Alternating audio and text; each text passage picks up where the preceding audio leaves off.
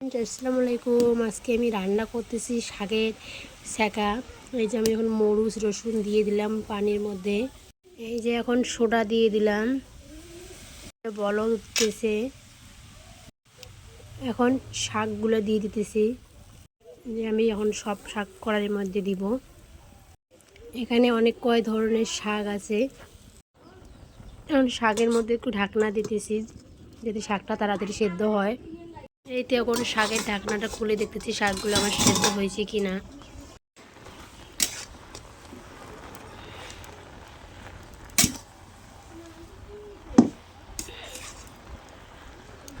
কিন্তু শাকটা ভালো করে উল্টে দিতেছি, যাতে ভালো করে সেদ্ধ হয়।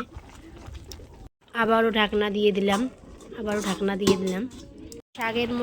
শাকের মধ্যে লবণ দিতে ভুলে গেছিলাম, এখন লবণ দিয়ে দিতেছি। আগে লবণ দেই নেই, এখন লবণ দিয়ে দিলাম, মনে ছিল না। কিন্তু শাক ভালো করে নাড়ছি, আবারও ঢাকনা দিয়ে দিলাম, শাকটা যাতে ভালো করে সেদ্ধ হয়। এই তো আমার শাক ভালো করে সেদ্ধ হয়ে গেছে।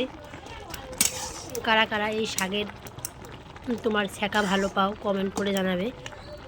এই তো আমার শাকের ছ্যাঁকা হয়ে গেছে। এখন একটু ঘুটে নিব, তারপর তোমাদের দেখাচ্ছি কেমন হয়। এই তো আমার ঘুটে নেওয়ার পর শাকের ছ্যাঁকা তোমাদের দেখাচ্ছি, খুব সুন্দর হয়েছে। এই তো আমার ফাইনালি শাকের ছ্যাঁকা হয়ে গেল, আমি গামলায় নামিয়ে নিলাম।